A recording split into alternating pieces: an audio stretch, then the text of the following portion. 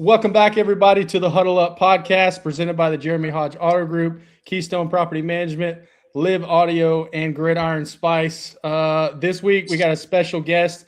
We're coming to you early this week. Normally, it's Thursdays, but we decided, hey, we better get this guy before he backs out on us. This guy is a record holder in the NCAA, guys. Record holder for the most extra points held in one season at OU. Our guy, head coach of the Edmond North Huskies, Coach Carter Whitson. Hi, Carter. How you doing? Man, Yes, I'm sir. good. I'm good. Well, I'm good. Yeah, getting the golf clap. So thanks for joining us. I know you're a busy guy. Got a lot of stuff going on, off-season stuff, everything like that. But yeah. So and then obviously my co-host, DG, even though he's got the OSU helmet, we still rock with him. So DG, Man, how you doing? I'm good. I had to throw that in there just knowing I was going to be a little overpowered today by you Sooners. So, but it actually probably looks like this is not OSU, by the way. That's all right. I That's love a Thunder shirt. I was saying, though. You just keep adding pieces to it, and it works, I'm man. telling you, yeah, we're flowing here. But man, another episode. I like it early in the week too. Coach Whitson, man, we're fired up to have you, man. How's it going? What's your world like right now in the off season? Man, it's going good, man. I really appreciate that intro. There's not a lot of knowledge about the holders in college football. So they came out with the Hoity, the Holder of the Year award, a little too late because I think I should have been the original winner of that. That was the only spot that I could play on the field at OU when I was there. We had some dudes, so they let me play while I had one knee on the ground. That was the way I could get out there. It's all right. I did you ever ask Coach Stoops, hey, can we run a fake every once in a while? Let's do this. I'm one for one. One fake field goal, a rush for 2.5 yards. They had to elaborate. Hold on, elaborate. What was it? What was they it? had to give us more. Come on. They had to measure it. We were playing at Miami. Had a fake field goal lined up, designed pretty good. We actually had they called a timeout or something. Ran back over the sidelines trying to have my poker face on, like, Coach, it's there. Let's run it. Had a few options on it. It was a little bit of option with Jimmy Stevens, who was my kicker, who was all of 5'3". And then I had an option to throw a corner route to Matt Clapp, our fullback. Matt fell, and the other option was Jimmy. I wasn't going to pitch the ball to Jimmy, so I did a little, went back to my high school days, did a little fake pitch, cut it up, and got absolutely smoked by Von Telemark. My shoulder still kind of feels that a little bit. Fell forward like I always did in high school, got the first down by about that far. Doesn't matter, so you got it. That was my career on fake field goals. Let's go. Career on fake field goals, 1 for 1. That's it. Move the chains. Did you stand up and give the pose and the whole? Oh, absolutely. I tried to do it with my right arm, but my right arm was so shot from the hit. I think I did it with my left arm. Fake them out and give the other one. Yeah. There you go, man. Yeah. I love it. Love it. Yeah, that's good. But no. So rewind. Go ahead. What year was that? You said that was at Miami? At Miami. I played at OU 05 through 09. So it was I believe it was 2008, maybe 2009. Wasn't the year we went to the national championship. It was the year after that. So y'all did the home and home with them. Yeah. So my last 2 years there is when I was holding extra points and field goals. So it was one of those 2 years, and we won pretty much every other game. So it wasn't the year we went to the national championship. So it was 2009. Love it, man. Love it. Well, I gotta. I'll let Drew take it with the questions next, but I just got to let you know I got respect for the holders.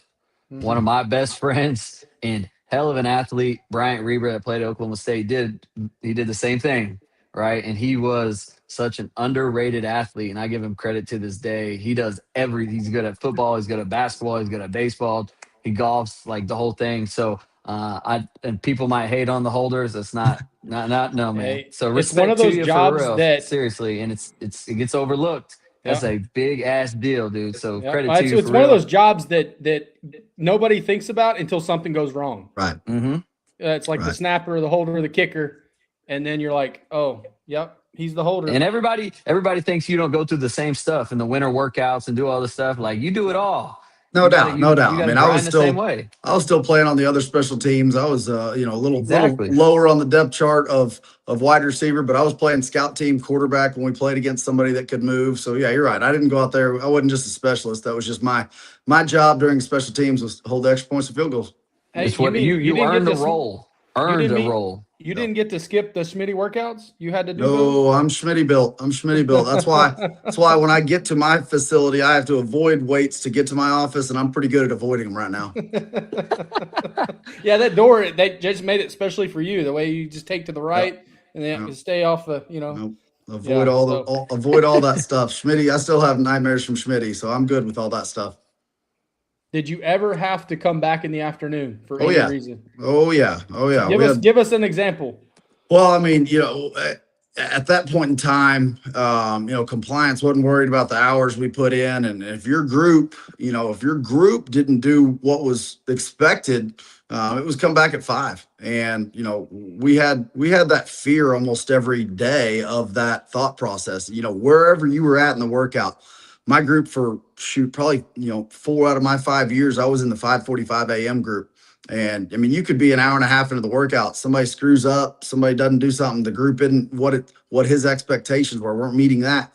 Hey, get out of here, come back at 5. And it was just like, I mean, your whole day, your whole week, you're wrecked at that point in time. So I had a few of those. None of them my fault, but I had a few of those. Yeah, yeah.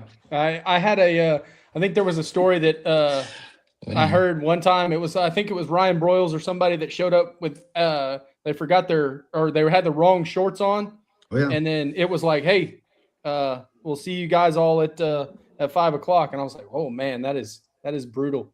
I've got a bunch of them, man. I started documenting stories. I read a book while I was in college, and it was kind of a based on an autobiography of a guy going through the Super Bowl week, and called Semi Tough by Dan Jenkins. So I started writing down some of my OU stories, and some of my favorite ones are around those Schmitties. And I'll give you one if we have time. We had a guy named Billy Blackard. He was a defensive tackle from Claremore, just an absolute dirtbag, awesome defensive lineman. It's just what you would expect out of him.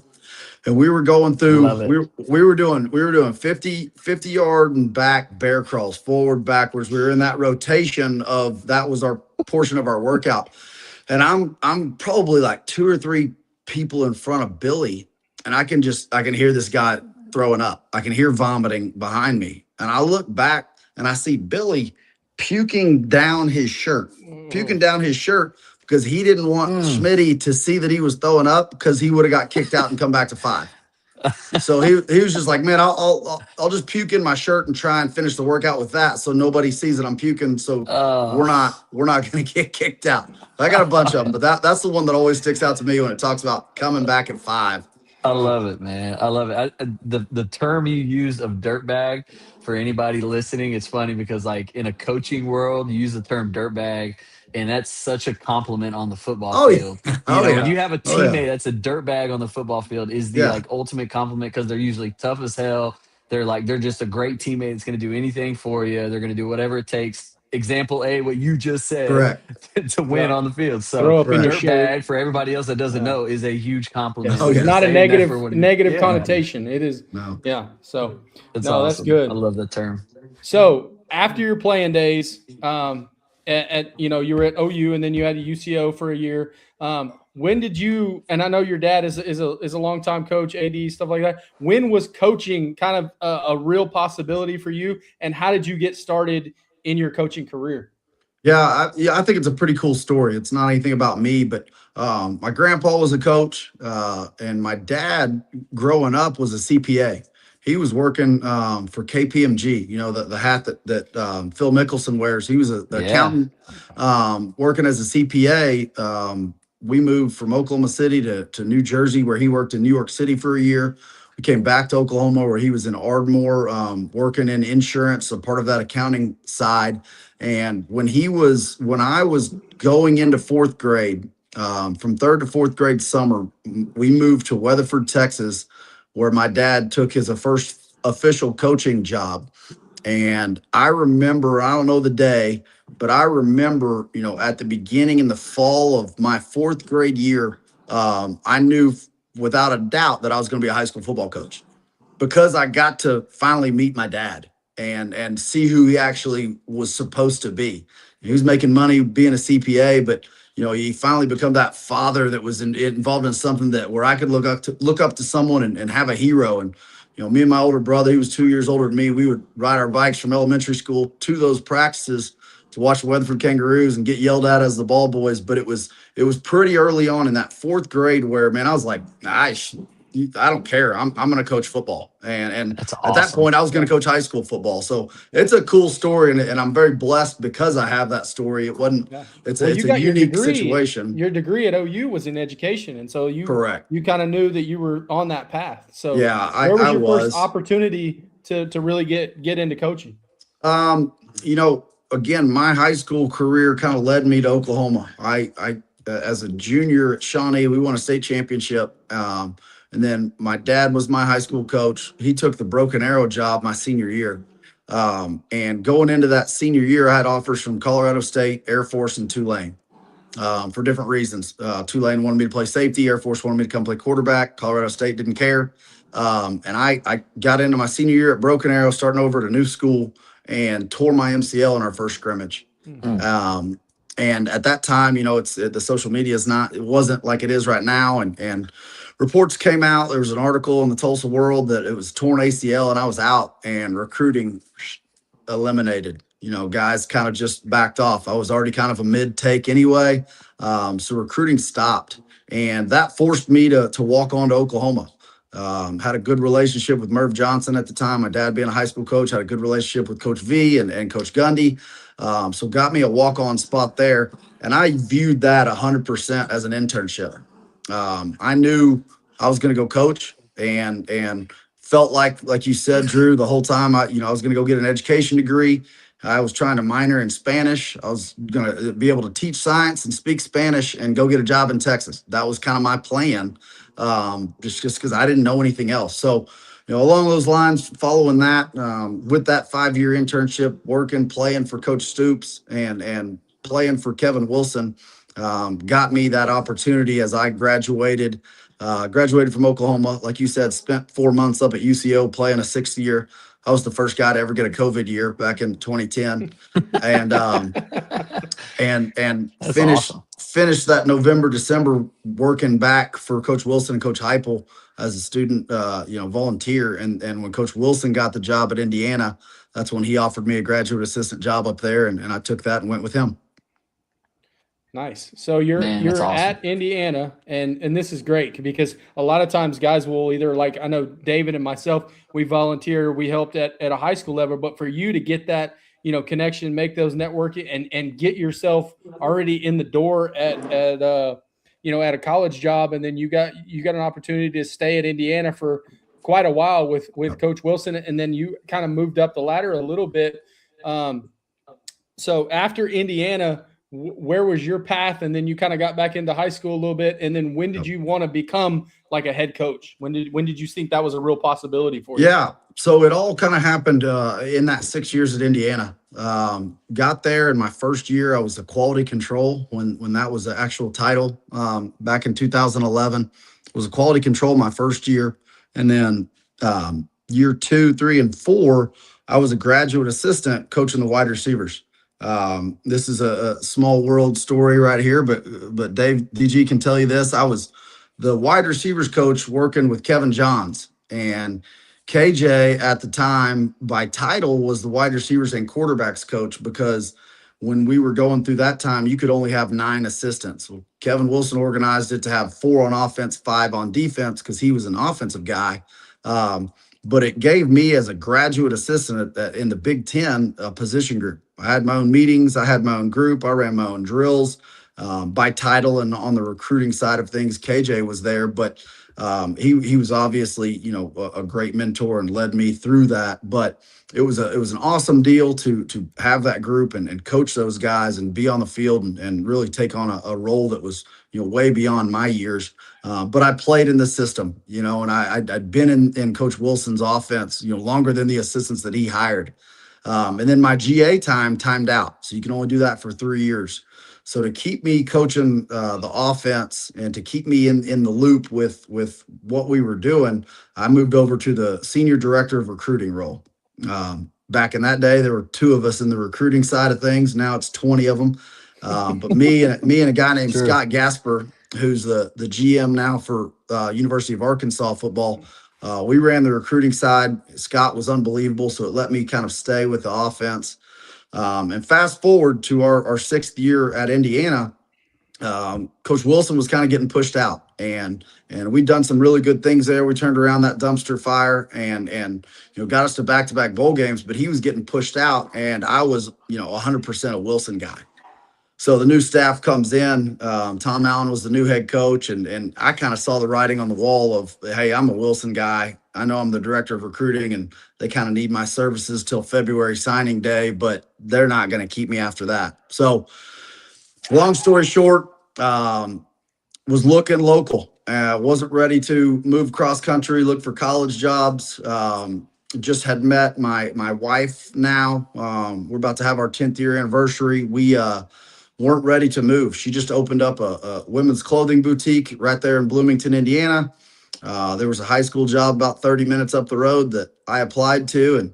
And these guys, it was hysterical because the athletic director called me. He's like, hey, you have Bob Stoops on your resume. You're like, is this real? Like, this is Martinsville High School. This is, a little 4A high school in the middle of Indiana nobody knows about. You sure? You're like, is this right? So took that high school job. First high school job was a head coaching job in 2017, and been doing that ever since. Man, what a Yeah. story. That's So awesome. how did you end up back in Oklahoma after that? Was that just one thing where you guys were ready and you decided, hey, maybe it's time to go back closer to home, and then you came back, and was it the PC job that you ended up taking? Yeah. Yep. It was truly serendipitous, God thing, whatever you want to call it. Spent 3 years at Martinsville, took over a 1-19 program, and got us to the playoffs in the first year, won 6 games in a row our first year, built it up. Year 2, we were ranked 2nd in the state.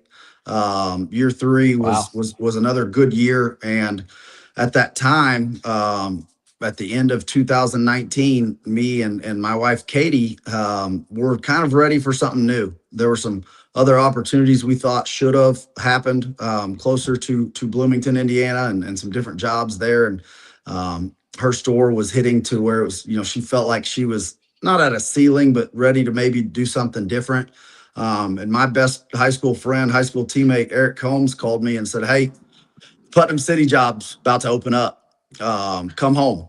And ironically, Putnam City, the 2 years before I got there, was 1-19. It was a situation to where it was like, man, there's too many stars aligning. And if I never moved from the house that I was born in, I would have went to Putnam City High School. So Wow. it was a true homecoming situation, and got me back home. I tricked my wife into moving to Oklahoma from Indiana, and got here, had 3 great years at Putnam City, and now going into year 4 at Edmond North. Well, I hope she likes it. She's doing great, man. She's doing great. Shout out a little Edit & Co. You guys need a new sponsor. New sponsor alert. I don't know whatever your sound is for that, but Edit & Co., downtown Edmond, women's clothing boutique. Boys, get in there and spend all your money. Come There you on, go. man. We'll have to check that out. We'll talk more about that. I want to hear more about that. My wife probably be interested in. Yeah, she's probably too. listening right now. Like, oh, There you go. boutique. There you go. Shout out. Yeah. I love it, man. Well, here's I want to rewind this a little bit because, man, there's so many. I have like going through everything you just said. Man, you touched on it. Kevin Johns was a piece for you there. You said. You could say you said a lot, but that was phenomenal. Your background, your story with all that, man, is it's second to none for real. It's good stuff. In the turnaround that you did at that high school job as your first job out of college to high school, to turn around a program in that shape, to do that says a lot about you. So kudos for that. And then same thing, you go to PCO and you do the same thing. You get him rolling too. And which ironically enough, a couple things. That's where I met you the first time when I was at that time working with Kevin Johns as his receiver guy. Yeah, I was at the University of Memphis. I roll through there. He tells me he knows you. We make that connection. And that's just how the coaching world works. My mom went to Putnam City. So I have that. I grew up in Mustang, but always playing Putnam City. So my mom always had that soft spot, and me knowing Putnam City and area. But I want to rewind back early to your story. In high school, you said you won a state championship at Shawnee, right? Yes, sir. What year? Yep. What year was that? 2003. I was a junior. My dad was my high school head coach. We won in 2003. Beat Ardmore in the semifinals and Lawton Mack in the finals. Where did you play Ardmore at? We played both those semifinals and finals games at OU Stadium, at Memorial Stadium. That is so crazy, man. I was at that game. I was Yeah. at the Ardmore game. So I have family. You played who did you play? Jermaine Who was it? Gresham. Jermaine Gresham, Yeah. right? So Yeah. my cousin graduated with Jermaine Gresham at Ardmore. I was at that game. So the fact that you were on that field, man, to think Yeah. about that now is crazy. Who was your quarterback? I was the quarterback. I was the quarterback and safety. Ardmore had Drew McAdoo and Zelto Anderson. That was Roy Roberts who went to Tulsa. I mean, that was a team. Yeah. That was an incredible team. The fact that you guys beat those guys is crazy. Man, that's a We small world, because when you mentioned that earlier, everything started turning. No, earlier. man, It was an awesome run. You know, we talk about it. I talk about it to my guys. You know, every year when it gets playoff time of getting in the tournament is all that matters, because we got in the tournament in 5A. We were ranked 9th out of 16. And, you know, here's how far of a world we are from 2003. We kicked the crap out of Bixby round 1. I still give one of my buddies crap because he gave up a last minute, fade ball to ruin the shutout against Bixby. But then, we go to Noble, who was an incredible team. Beat Ardmore, which no one picked us to beat them. And then we beat Lawton Mack. We went back-to-back weeks of everyone in the Tulsa world and everyone in the Daily Oklahoman picked us to lose. And but we got in and we got on a roll and won both of them. Impressive, man. And I remember that run. And sorry, I know I misspoke earlier. I know you were the quarterback. Yeah. And I had a different something rolling in my head of somebody later on from a Shawnee run. But Tucker Brown was the one after me. That's probably your era, because you're a young guy. That's what I was thinking. Well, that's what I was thinking of. But at the same time, I knew the whole time that you were playing quarterback. So it's just insane to me to think of that connection, because I was a young buck watching that game, but looking up to family members and knowing they had Roy Roberts and Jermaine Gresham and all those guys on that team.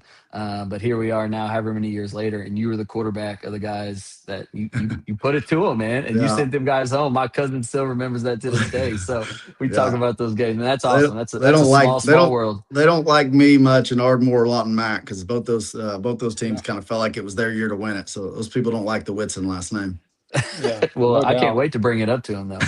I'm gonna bring it up to him now. Well, one of our sponsors, ironically, is based in Ardmore, the Jeremy Hodge Auto Group. And so they're our shout out. Good friend of mine. He has 3 dealerships down there. So there's at least something, down there that we still, cheer for. So, absolutely. But yeah, that's one heck of a run. And so with your experience and everything like that, winning a state title in high school as a player, talk about some of the things that you learned through your playing days, even in college, and then, being on staff with Kevin Wilson and those guys, and how that translated into your expectations as a coach and your, kind of foundation and your culture that you've set at the programs that you've been at, and what are some of the things that you instill now in your players and in your program? I think one of the overarching, themes that I would go back to as far as my whole time in high school, even going back to my dad being a assistant coach in Weatherford, Texas, should have gotten that job and got turned down. But football is about ups and downs. Whether it's career, whether it's, season, whether it's, off season rebuilding, whether it's each game, each drive, football is about ups and downs. Yeah. Very rarely do you not have to fight through that adversity. And, it could be in the middle of March, Tuesday morning, when you don't wake up with a great attitude, you didn't get great sleep, and the weight room's going to be a SOB that morning. You got to fight through the adversity. We're at 6A1. We know there's going to be adversity every Friday night that we play, and fighting through that and learning how to do that, and really, pouring that into our kids, pouring that into my staff, having them echo that. They know it, but football's never easy. That there's a lot of sports, there's a lot of other things you can do in life is easy, and football, whether it's just a decision to work out when you don't want to, play against somebody that might be better than you, be the young guy, be a walk-on when you're trying to earn a spot, earn a scholarship, whether it's a job you're trying to get and somebody else gets it. It's just, you always got to be able to bounce back. You always got to know there's a next play, there's a next season, there's a next lift. And, that's, if you can't fight through that, if you're going to run away from that, football's just not the sport for you. Man, that's big time. That's awesome. I'd say I'd say a lot of people touch on that throughout their. I say a lot of people, a lot of coaches probably touch on that being a thing in the game of football. But for you to say that that's what you kind of hang your hat on, if you will, with your guys, is awesome. I think it's awesome. Going into man, because you think that's literally daily life, right? Football is a game of life, and that's what you deal with in life all the time. And that was Coach Gundy all the time at Oklahoma State too, man, talking about those same exact things. So for you going into this year at Edmond North now, give us one or two things that you would say you're most excited about, whether it's a group of guys that you have coming up, whether it's somebody on the schedule that's specific, whether if there's a bounce back game early in the year, something like that, man, give us something that you're really looking forward to start this year off, or just in general going into the next season. Yeah, I met with my seniors on Friday last week, and I had a coach kind of bring it up to me in a different way. But he said, this is this coaching staff senior year too. I said, now that doesn't mean I'm done after this, but this is year 4. And now we've been in this together. You guys are all my guys. I'm not taking over from someone else and trying to rebuild and recreate a culture. It's our culture. And yeah, it's a continuous process to build and mend and fix. But this is our group, and it's a phenomenal senior class of leaders. Last year was a very small senior class. We had about 2 or 3 that were good leaders. This year's got a bunch, and I'm really, really excited about that.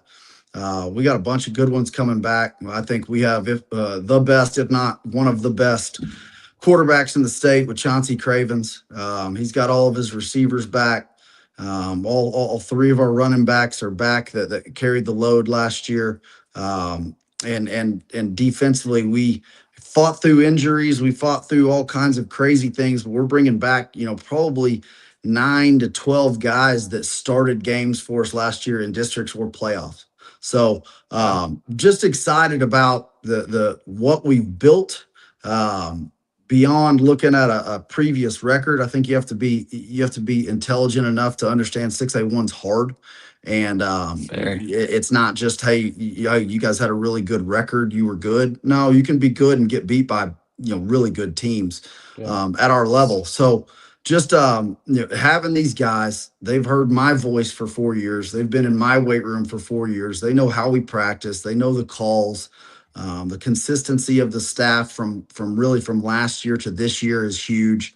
And it's exciting to feel like we've got something in place and we can build on that instead of having to rebuild and replace. So that part of it's really, really exciting. Yeah, and the dogs are excited too in the background. Can you hear those idiots? Oh yeah, they're loving it. Hey boys, that's crazy. That's 2 weeks in a row. That's 2 weeks in a row. Last week. Right, last week Drew, was when mine. but you brought it, or something you brought up. It was something with the P Ridge, the mule thing, or something like that. The mule. It was the mule jump. Dogs went crazy for that, man. That's the same thing. They got the straight up zoomies going on right now. So let me close this door real quick. Hey boys, I love it. They got the zoomies going on. Yeah, no, you brought up a good point when you're talking about 6A1 and even just the whole landscape of high school football in the state of Oklahoma. And by the way, I didn't mention this in the onset or in the intro, but Carter is our first head coach that has been on the podcast, and so shout out to him for that. That's a milestone for us. He holds the record. Only up from here. Yes, he holds the record. He is the number one. You're setting the setting the bar high, man. Standard. So, let's go. But the landscape of high school football, and we talk about the NIL, we talk about the transfer portal at the college level. It has gotten down into the high school ranks now. And so when you, as a head coach, how are you, and this is even wild to say it, I can't believe we're even saying it as high school coaches, but how do you navigate that as a high school coach now with a lot of that stuff going on? Yeah, man, it's incredibly rampant and embarrassingly too popular right now. We're teaching kids bad lessons. We're teaching them it's okay to run from adversity and go find something that's easier. This place is going to help me do this, even though I'm not going to change. I would say if you look at, I think there's a difference in moving and there's a difference in transfers. People move. I moved. And went to a different school my senior year. So it's not always about that. But the transfer situation is becoming, you're not teaching loyalty. You're teaching kids to quit on their teammates, give up, think something else is better. The grass is greener somewhere else. And I can go do this because somebody else told me. I'd say 95% of those transfers are usually the case of someone ignorant behind it that's not a kid leading the way. Um, and that can be a parent, that can be a 7-on-7 coach, that can be an uncle from out of state, that can be what they see on Twitter. I would say most of the time it's someone that's an adult figure that I say ignorant, but it's uninformed, uneducated on what it's really like, and it's most of the time really poor for the kid, especially at the highest levels. If you've got a kid that's at a great school with great coaches that play great football, to for them to think that somewhere else is better, it's not the same. You can chase rings, you can chase an easier schedule, a better record. But when you've got things set for you in the weight room and coaches and people that can guide you the right way at great places, there's really no need to go any other places. There's some guys that don't have anything. There's some schools, there's some places that, aren't as well off. And if a kid's got a better opportunity to go do something to improve his life, improve his family's life, then you know what? That can be the case. But nowadays you see it, and you see it on Twitter, and hey, I'm blessed to be able to transfer to Schmidt Guys are High declaring School. to other high schools. I'm It's declaring, crazy. super thankful for the opportunities. I'm like, dude, Yeah. you have opportunities. Like you're just you're being led in the wrong direction by the wrong people, and that's the scary part of it right now. Yeah. Yeah, I couldn't agree more with you. Honestly, it is. I would say that everybody kind of has their own story, situation, whatever it is behind the scenes is a big deal too. And everybody's situation there is a little bit different, but I think you worded so much of that perfect in the sense that there's a lot of factors that go into it, but a lot of it ultimately kind of gets boiled down to one group, just Yeah. with some different variances. And it started with the group above at the college level, right? 100%. It's kind of the way high school is just falling in line, if you will, in my Yeah. I opinion. think And Well, so, it just kind of flows downhill, just like everything does in life, just about. You see it at the highest level, and then you kind of it kind of just trickles down too. But I So think DG, you're spot on. I think I was thinking about this today. There's an even higher level that I think is influencing what's going on, and it goes back to super teams in the pros. It goes back to, hey, let's build this super team together, and that's how we'll win it. In college, there's a lot of NIL that affects transfers. In high school, it's not so much NIL. It can be, an uneducated adult, but a lot of it's the kids. Hey, they're recruiting their friends to come play with them. yeah, Man, for sure. in our day, man, if somebody from Noble or Tecumseh or Choctaw, somewhere Hera, somewhere close to Shawnee, if they showed up in Shawnee, I was going to fight them. Now everybody's connected. Everybody plays in the same 7-on-7 teams and trains together, and they're Snapchat buddies, and things of that have really drastically changed in the time to where you don't have those rivals. You just got, hey, buddies you maybe play against, and it's gone away from loyalty. It's gone away from community, being raised somewhere and playing and representing your town, instead of where it's at right now with some of these transfers. yeah, no, I think that's well said on all your parts. I think that definitely there's some circumstances like you said, DG, and stuff like that, and even kids that are trying to go have a better life or better somewhere else, and which that it's all fine, and I think each case may be different, but I think that more often than not it's the adults in the room that are making the decisions sometimes for these kids, and they're saying hey, you need to go do this, or hey, this is that. And you don't see those, like you said, those programs where kids grow up in it, and then the ones that you do see are pretty dang successful around the state. You smaller towns, even a couple, like Bixby. I think everybody, sometimes gets a bad rap with them, but a lot of their kids, they grow up in Bixby. Yes, they're going to have a couple guys come in and stuff like that, but there's a few towns that are still doing it the right way, and I think that there's hopefully something, maybe I think it's, again, that trickle effect when things get figured out in the NCAA and the college level, then you'll start seeing things get figured out in the high school level. And I thought I would never say that, but it's crazy in this day and time with, like you said, social media and the information that you're getting really quick, and things can happen, from day to day. One day this kid's happy here, the next day this kid's going somewhere else. And so it's very rampant. And, I never thought it would say that, coaches struggle to do retention at the high school or at the college level. Now it's kind of can be a struggle at the high school level to retain the guys that are even in your build. Yeah. Yeah, man, that's for sure.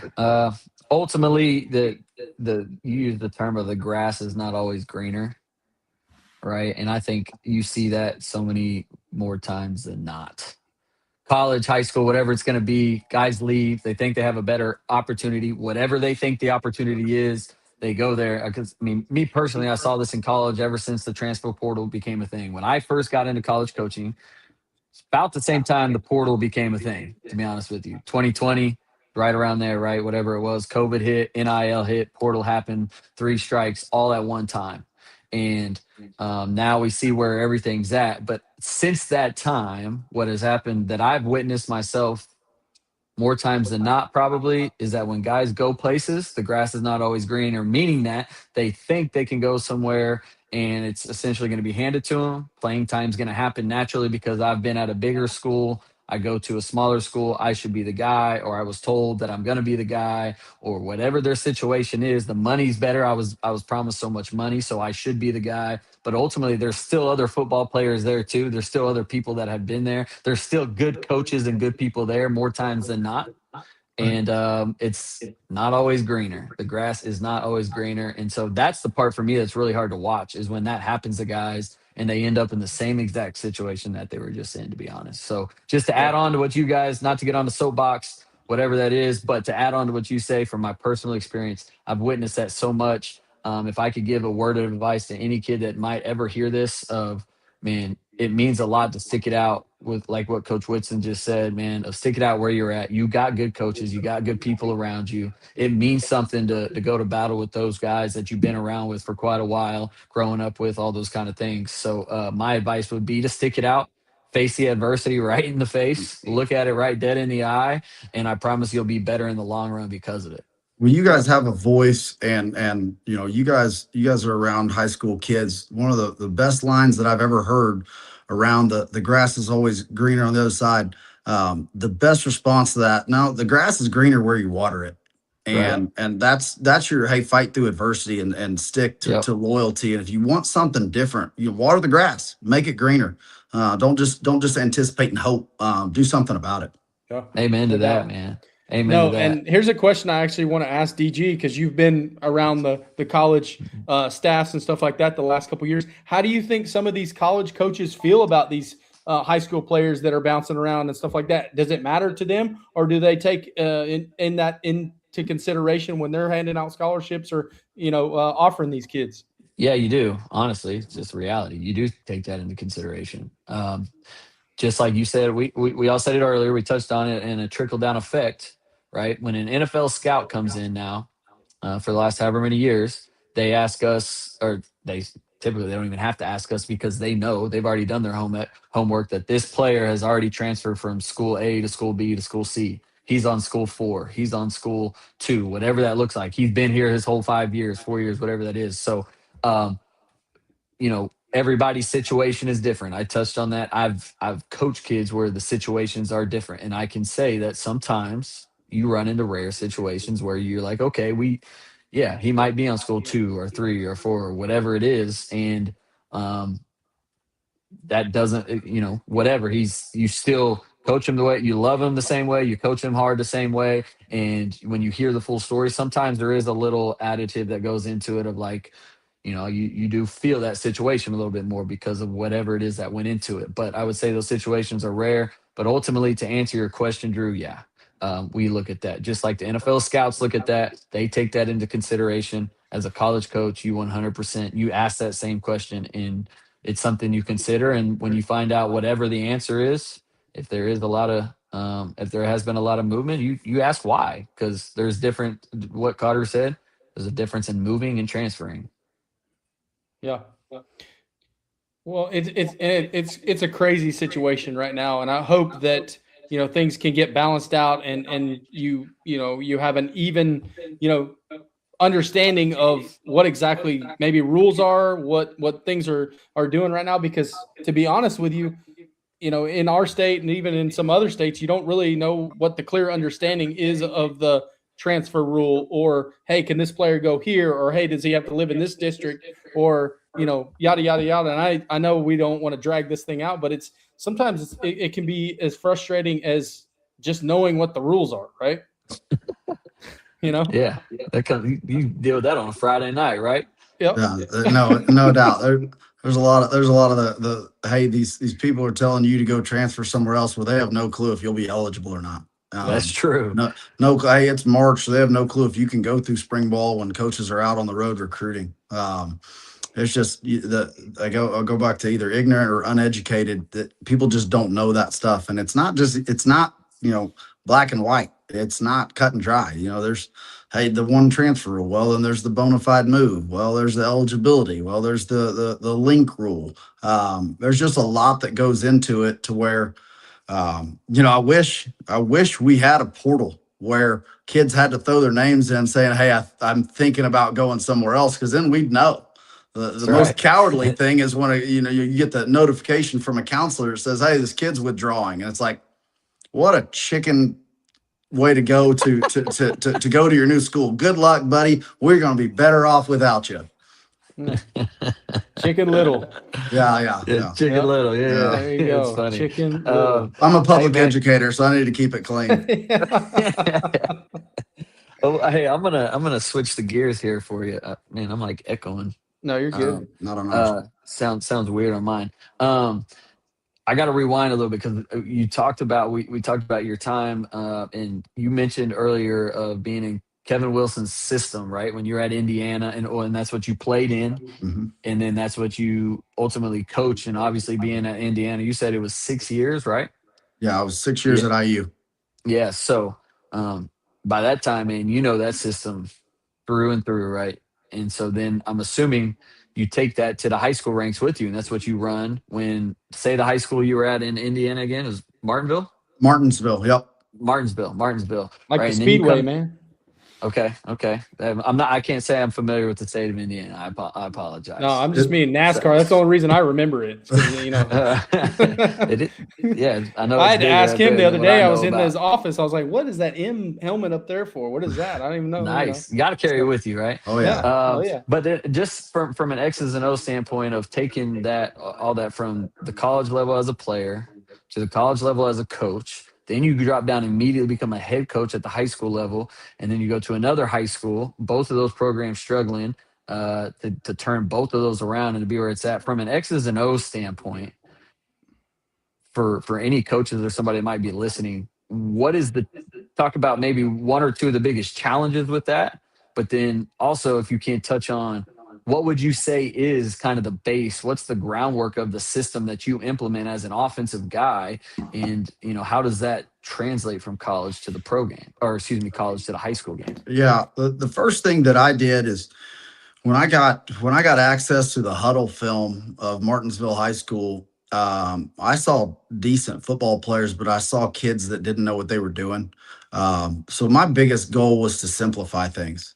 We had at Oklahoma, we had Sam Bradford, and at Indiana, we had Nate Sudfeld. And those guys, as quarterbacks, sat in every coach's meeting. They went to a few classes. The rest of the time was football. For high school kids, that's not even close to the case. Yeah. I mean, they're spending more time on Snapchat than they are studying football. So, and you get the True. rare ones, like you got guys that just engulf in it now, which I have one at quarterback. He's as sharp as there is. But to make those kids be able to play fast and without thinking was the biggest concern and the biggest goal of mine going from that college level to the high school level. It is, it's morphed. I'm going into year 10 as a head coach, and it's morphed through the years of what we can call it, what we can add on to it. Um, we can run anything in my offense, and I have to have that ability with play calls and formations because I don't get to recruit, and I got to coach the kids that walk through my hallways. So I've got to adapt to what the quarterback can do, what we can do up front. But you said it right. We're running what I knew, what I played in for 3 years, my last 3 years at Oklahoma, and the 6 years at Indiana. We're doing that stuff, and that's based in 11 personnel. We can mix that around depending on who we have. If we've got a tight end that does those things that Jermaine Grisham did, to being able to block and being able to catch, we're going to use that. If it's a different body type, we're going to adjust. If we've got multiple backs that need to be on the field because we can create misdirection with that, we're going to do it. If we've got a running quarterback, in my time at Martinsville, my first year, my quarterback was he could do a little bit of both. The second year was a big kid that needed to run the ball at quarterback, and my third year was a kid that was 5'9" but could absolutely spin it. So we changed all 3 years there. At Putnam City, same deal. My quarterback the first 2 years is currently a running back at Virginia Tech. So that kind of explains a little bit of what we did with him. Third year I had a kid that had a bum knee but could throw it a little bit. So we've adapted, we've changed, and we always have to every year. It's always based on what you can do up front and what the kid can do that's catching the snap. We can go fast, we can go slow, we can spin it, we can hand it off. I firmly believe in the philosophy of go where they ain't. We want to dictate what the defense is doing, but there's some times where they're stubborn and they're going to decide where they want you to go with the ball, and we're going to make them cover that. If they're going to drop 8, we're going to run it at them, and if they're going to load up the box, we're going to go where they ain't. So I don't believe in a percentages and hey, we need to be 50-50 run pass. No, we're going to go where they ain't and make them cover 53 yards and go vertical and do what our kids can do best by putting some pressure on the defense. Love Good it. stuff right there. Great answer, Yeah. man. That's big time. That's Yeah. I would just say that what people don't realize, everybody can sit in the armchair and watch it on TV, or they can sit up in the stand and say, why did you call that? But they have no idea everything that you just mentioned that goes into it. Of you as a coach have to identify what you have that walks through the door from day one. It's your job to evaluate that. And then what does it look like on day 14, week 2, whatever, month 2, wherever you're at down the road, you have to be the one to evaluate that and decide what you can and can't do. And then you said the word adapt is a huge part of coaching, man. Oh. And so you just touched on it of all the different ways you had to adapt based off your personnel in those years. So that's good stuff right there. Then you got to hope the referees don't hate you. You got to hope your 16-year-old quarterback didn't get broken up with that day. Yeah. You got to hope family's not getting a divorce. You got to hope the wind's not blowing the right. There's a lot that goes into those play calls. So it sounds really good, but it's still pretty dang hard to execute. You mean all the time. it's not just about coaching football, Coach? No, Is that what it's really easy to just be in the stands and say tackle someone and block someone. Hey, run the ball, Coach. Yeah. Really good. I'm sure this was one of your coaching points, DG, but when you tell your wide receivers, catch the ball. Catch the ball. ball. No crap, Coach. Like that. That's what I should have done on that play. You hear a lot of idiots say stupid stuff like that up in the stands. I love the stands. The stands talk is the best. Block them. Block somebody. Well, who? Like how about who or how? Catch the ball. Just catch the ball. Yeah. You're right. Here's a good question. That's my main coaching point. And I love it. We have some interaction. This is the good part about going live is what has done more for you as a head coach in high school? Your knowledge of X's and O's, roots that you've established in the high school rank or the college ranks, and your ability to relate to players and give them the play to play harder on Friday nights. That's a great shout out question. to Murphy Roberts, man. Yep. That's young Murph, Coach Roberts, the guy. young man that I worked with at Oklahoma State as a student assistant that's now coaching high school ball in the state of Texas. And so shout out to you, man. I know he Yeah. tunes in with us, and he is going to be, he already is. He's a hell of a ball coach, works his butt off. Coach Whitson, if you ever get a chance to hire this guy, you're going to want to for sure, man. So Murph, shout out to you, man. Appreciate you for watching. Thanks for the question. Go ahead, Coach Whitson. It's a great question. Get connected with me, man. I'll hire you in a heartbeat because you know what you're already talking about by trying to figure this out. All those are important, but they don't. The last one you said, man, relating to players and getting them to play hard on Friday night is what I pride myself in. You can ask the guys that coach against me. You can ask the people that have seen my programs, whether it was they were watching the program before I got there, whether you're watching us beat somebody good or somebody, is whipping up on us. Our kids play incredibly hard. And I think that goes to the relationships that we build with them, and that we talk about that all the time. I've seen it all, man. I've beat somebody 70-0, and I've gotten 80+ scored on me. But I continuously am proud of hearing from other people, man, your kids fight. And yeah, Lee, those guys were way more talented than you, but your kids just fought hard. There was no give up in them. And vice versa, we're beating the crap out of somebody, and maybe you're bringing in somebody young, and the new guys come in and they just know what they're doing, and they play hard because they trust us. And we've created that relationship with them to understand that it's hard and you got to play hard, and we'll fight at Edmond North, and our kids have really bought into that. And I think you've seen that for 3 years. And I guarantee you'll see it for year 4 because we will do that. The X's and O's are massively important. My connections are who I am. I love the people that I can reach out to with questions and getting answers on things that I don't know about. And I was extremely blessed for work for some of the people that are some of the brightest minds, I think, in college football. Kevin Wilson, as an offensive coordinator, set as many records as you could set when he was our OC at Oklahoma. And what we did at Indiana, we scored 50+ at Michigan one time. Like, I've worked for some really good dudes, and all those things are important. All those things I've been blessed with. But the final part of your question, I think I will 100% say is the most valuable in what I do on a day-to-day basis, and it shows up the most on Friday nights. Yeah, no, that's one good compliment. Even as an assistant coach, when you're going through the line, and you may not necessarily not come out on the winning side of it, but the other coaches on the other side of the field said, "Man, damn, your kids played hard tonight. Like they were fought, they're physical, everything like that." And I think that's one of the best compliments you could get as a coach, even as an assistant. Some of the years that I've been with some really good head coaches that hey, and then even the ones where you just kick their teeth in and they're like, "Dang, we couldn't do anything because your kids were just relentless." Like, no, that's a great compliment to have, and it makes you feel like you're taking your program, or you're taking your position group, or whoever it is, in the right direction. Yeah, man. Shout out again, Murph. I appreciate you, man. That's a great question. And just to top that off, Coach Whitson, man, I'm excited to see your group of those seniors and what they're going to do, what you guys are going to do this year. Because if that's, as you said it, that's the ultimate compliment right there. And when you have that established with the group that you came in there with, you're both going on year 4 together, man, that's awesome. So it's going to be exciting to watch you guys this year. Yeah, I think so too. Hey, so we're gonna finish with a little fun segment. We haven't done it in a couple weeks, but we're gonna spit you some questions. It's either this or that. I'll go first. DG will go second. We'll just throw it off the top of our head. You pick your favorite, whatever it is, and we'll finish with that, and go eat some dinner after this. So, first question: this or that? Okay, Coach, are you a beach guy? Or are you a mountains guy? Beach guy, 100%. I don't ever need anything below 63 degrees.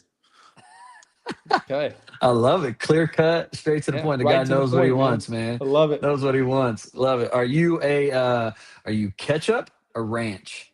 Ranch, man, everything. Man, he is just boom. You can put ranch on everything. I've tried it on everything. I had to teach that to my Indiana folks. They're like, "Oh, this must be an Oklahoma thing." I was like, "Try it, man. It's big time, all the time." Did they have sweet tea up there? Yeah, I mean, places have it. I've never been a sweet tea guy. I'm glad that wasn't a this or that. But okay, man, we will judge a restaurant on the ranch. So yes, for ranch, sure, totally. no doubt. You're a ranch guy too, aren't you, DG? Or are you a ketchup guy? Man, I can't. It's the fact that this how you know this guy's a good head coach right here. I mean, this guy he's Boom. on it because he's decisive. He's a Yeah. great play caller, a great coach because he knows what he wants, man. So I'm honestly, I love them both. So I don't know. I'm picky about my ranch. What you just said, Yeah. I'm kind of picky about my ranch. Like at restaurants, typically have better ranch than the old school, like Hidden Valley to me, Yeah. if you will. Ketchup is a little more consistent. So I Mhm. don't know. Okay. All right. All right. I got another one. This is a pretty good one. Are you like on road trips? Are you the driver or do you like to be the passenger? Driver. We will. My wife still has family in Indiana, and we'll do that road trip. Once or twice a year. And I will. If it's 12 hours, I'm driving 12 hours. And she's great about volunteering to drive. Um, I'm not great about riding. I'm Yeah. I'm more of a. I get a little white knuckled, and I can't necessarily relax. I like to be in charge. Maybe that's the head coach in me, but I'm the Yeah. driver. I got Yeah, you. I agree with you there. That's one I ain't in between on that one. I'm 100% on that one for sure. All right, on those drives, are you podcast or playlist? Ooh. Man, I'm a podcast guy when I'm by myself. I listen to Pardon My. I've listened to pretty much every Pardon My Take since it was created. Wow, I've even been on Pardon My Take actually. So really? I'm a recurring guest. Yeah, they were. This is an awesome story. My wife was flying from Market in New York City to Indianapolis, and she called me and she goes, "Hey, I think Big Cat and PFT are on my flight." And I said, "One, that's the hottest thing you've ever said because you know who they are." And two, I was like, it made sense because it was Combine week, and I said, "Yeah, it's probably them. Go tell them you're a huge AWL and take a picture with them." So they are on the flight. I'm going to pick my wife up from the airport, and I go by Hobby Lobby on the way and get a big whiteboard and a black Sharpie. And I write, "Hey, NFL credentials, $25," because it was after they were kicked out of the combine credentials, $25. It was after they were kicked out of the combine, so they couldn't go. And that day, they decided to do an Indianapolis airport review. They'd talked about doing it for years. They'd never done one. So they're doing a live podcast walking through the Indy airport, and they see, and there's like, "Hey, there's a guy up there with a Barstool sign." And so they come over and No interview me. So way. this is my third podcast to do. I've been on Run the Power, I've been on Pardon My Take, and now the Huddle Up podcast. There Oh you go. boy. Well, hopefully we're on a good track here then. Like if that's whew, I that's mean, good Man, stuff, man. y'all What a are already on my story. top three, so you're good to there you go. go. Hey, and Come now we on. are on Apple and Spotify. I know that was a Big thing. time. I was in the office the other day, and he's like, "Yeah." I was like, "We are on YouTube." He's like, "Well, you need to get on Spotify." And then we did. So this episode, it'll be up. We'll upload it. It's pretty easy. It'll upload tonight, so you guys can hear that on your drives and everything like that from now on. It's something we're trying to innovate here. We're trying to grow, and get into more people's ears. So we're not quite the bar stool yet, but we're Not we're yet. we're we're on You're our on the way. right So path. You're on the right yeah, for path. sure. Just trying to adapt. That's what coaches do, Yeah, right? That's adapt, right. Just got right? to That's adapt, it. man. That's right. Yeah, Adapt and overcome. adapt or die, right? You know. Love it, So man. maybe we should have called it the podcast that, but we'll see. Yeah. Man, that's a good episode, Coach. We appreciate you being on Yep. here, man. Hey, I got Your one more. stories. I got Oh, one okay. Got one My more. fault. more. My fault. I'm not trying to cut it off. I'm good. I ain't got Yeah. nowhere to be. Yeah. My bad. We got one more question, and this is usually the hardest one. Okay. Your favorite go-to meal. If you could have any meal, Oh yeah. yeah, this is the finisher. What meal are you going with? Um, Man, that's a tough one. I got a bunch coming to mind right now. So you are Um, human. I'm You do human. have some indecision in you. Man, Yes. There we go. We there's had to a get to the food. That's how. now, That's where we're yeah, at. that's right. There's a place in Greensboro, North Carolina called Hops Burger Bars. And we played at Wake Forest. And on Friday nights, me and my other guy in the recruiting department would always go find a local spot to go eat. And it was the best hamburger and hamburger joint I've ever been to. So Hops in Asheville, North Carolina, and Greensboro, North Carolina, is one of those. Just it's hard to. I've got a Mount Rushmore, but that's the number one that always goes on there. Nice. Put that one down on the list, man. Yeah, that's not just your Saturday afternoon in Oklahoma City spot, but if you're ever traveling and you get out there, man, it's if it's 45 minutes out of the way, it's 45 minutes worth it. Nice. Love it. That's Sorry, we great had a to little know. technical difficulties there, but we're back. So all good. No, that's a great question. And do you guys remember back in the day? And I don't know, DG, you might remember it.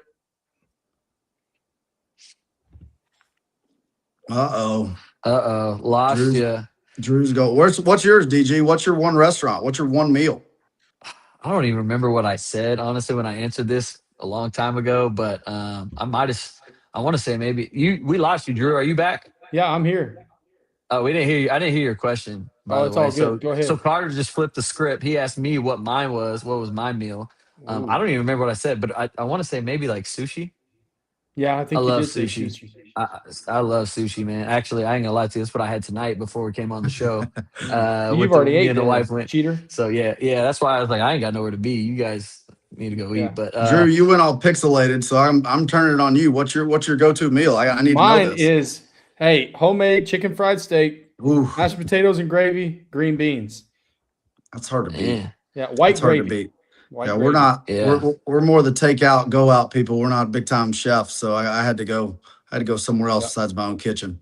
I hear you. No, that's good. Did you guys ever remember? And this was what I did before I got all pixelated. But remember, they used to do a little segment. Todd Blackledge did Taste of the Town, where he used to go and do. I loved that. That was like my favorite. That kind of brought me back to what you were talking about, Carter, with the local joints. And I love that one when he, when he used to do that. And so hopefully maybe they try to bring that back. But that was always my fun, when I was watching games.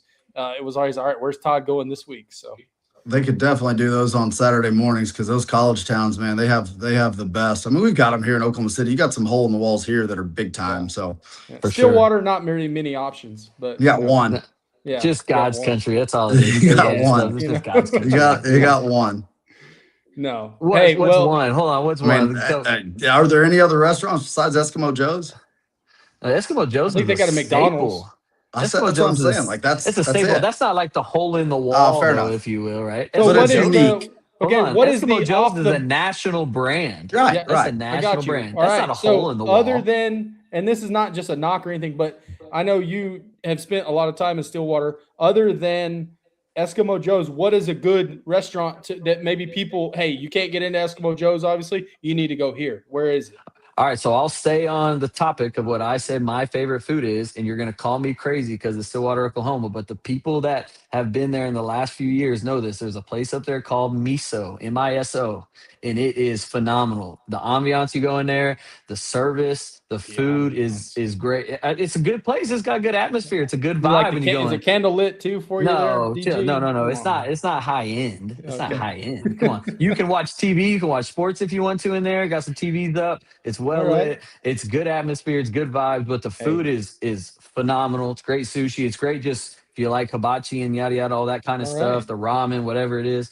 But I'm telling you, that is it's big time food. Hey, we got what's the other? There's a breakfast place up there now too. I'm trying to remember what it's called. Hatch is in Stillwater too. Don't sleep on Hatch. That's a good spot. But they're getting up there a little bit. But people in Stillwater have been there the last few years will tell you Miso, it's an elite spot.